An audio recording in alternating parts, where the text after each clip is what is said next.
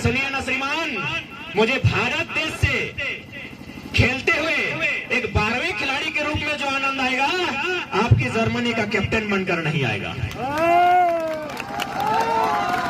मुझे भारत देश में एक कुली बनकर काम करने में जो आनंद आएगा, आपके देश का कलेक्टर बनकर नहीं आएगा। तो ये उत्तर था मेजर ध्यानचंद का। यानी खेल का मैदान आपको राष्ट्र के प्रति भी जिद्दी बनाता है। खेल का मैदान, क्योंकि जो खिलाड़ी होता है उसका कदम जमीन पर होता है।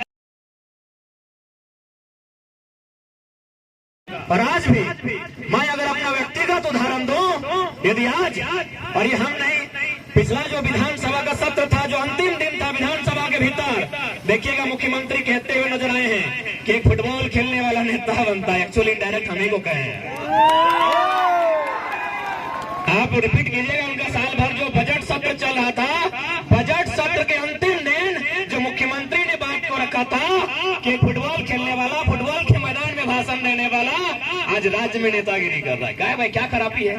कोयला चोर लोग बन सकता है।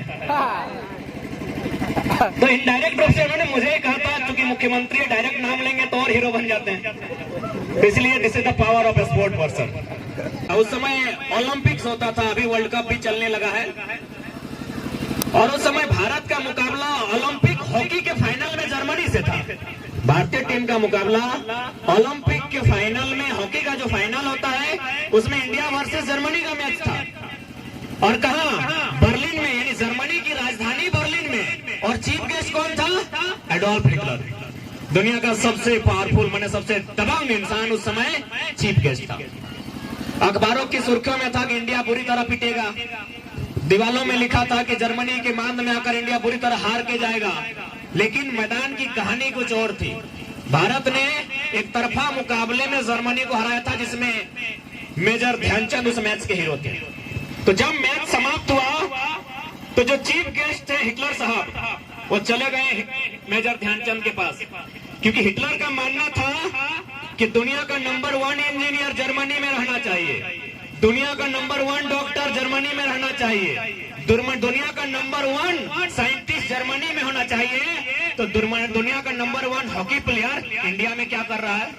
उन्होंने जाकर मेजर ध्यानचंद को एक प्रस्ताव दिया कि मेजर, तुम भारत से क्यों खेलते हो?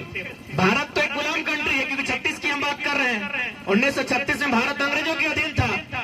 तो मेजर ध्यानचंद को जाकर हिटलर ने कहा कि तुम भारत से क्यों खेलते हो यार? इंडिया तो एक गुलाम कंट्री है, कभी आजाद भी होगा कि नहीं? तुमको अगर खेलना ही है तो जर्मनी चले आओ, तुमको हम टीम का कैप्टन बना देंगे। यदि तुमको नहीं खेलना है तो तुम किसी एक इमारत में हाथ रख दो।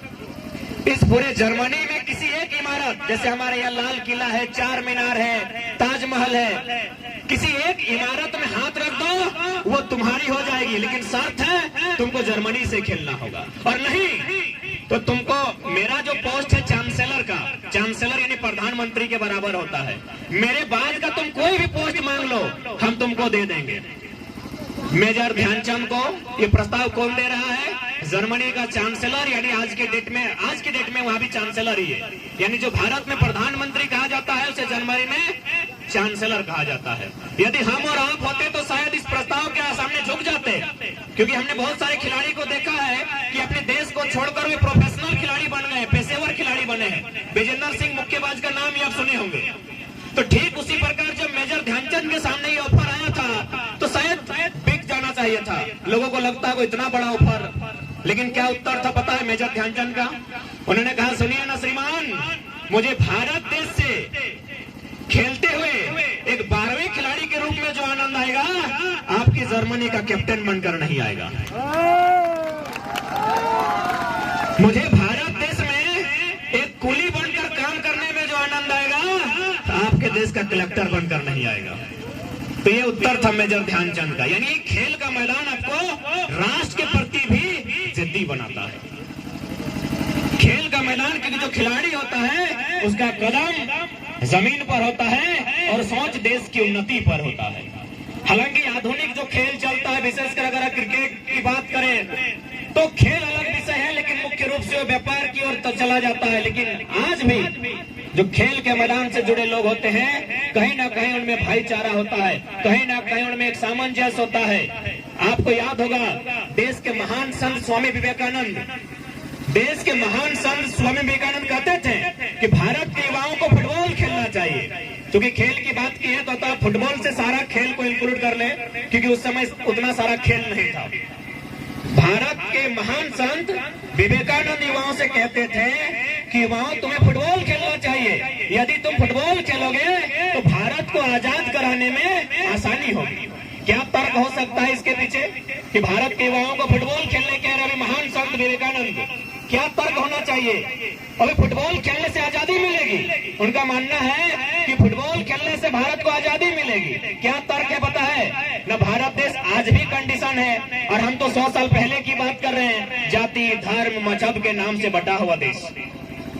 यहाँ लोग एक साथ बैठकर भोजन नहीं करते हैं, तो देश के लिए लड़ना तो दूर की बात है। लेकिन जो खेल का मैदान होता है, आप कभी भी नोटिस कीजिएगा, वो किस जाति का है, किस मजहब का है, कोई मतलब नहीं है। लेकिन यदि हाफ टाइम वो खिलाड़ी बाहर आता है तो अपनी बदबूदार जर्सी को अगला खिलाड़ी को सौंप के आता है।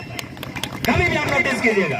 और विवेकानंद जो खेल की बात कही थी, वह नेशनल प्लेयर को नहीं कहा था, गांव के गलियों में, चौराहे में, खेतों में, पगडंडियों में, खेल के मैदानों में खेलने वाले नौजवानों से कहा था फुटबॉल खेलो, देश को आजादी मिलेगी।